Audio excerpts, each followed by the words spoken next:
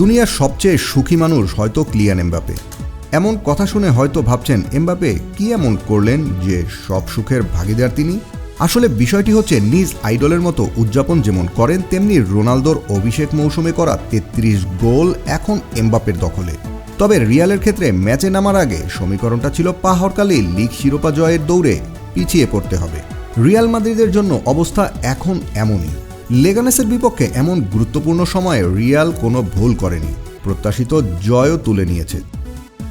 3-2 গোলে জয়ে সমান হয়েছে বার্সার সঙ্গে পয়েন্টের হিসাব।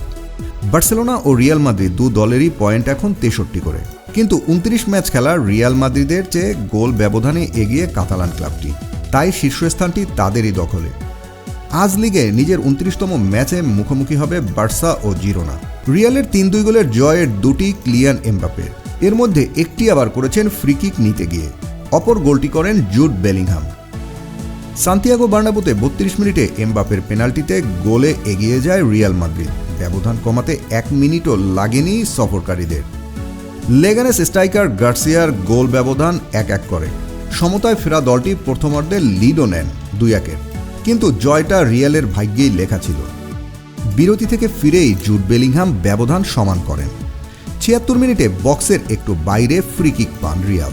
কিলিয়ান এমবাপে শটও নেন এবং গোলও করেন। রিয়ালের হয়ে কিলিয়ান এমবাপের এটা 33তম গোল, যা রিয়ালের রোনালদোর অভিষেক মৌসুমের গোল সংখ্যার সমান।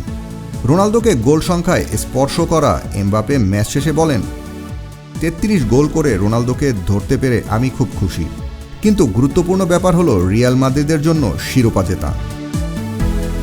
Team sports news desk.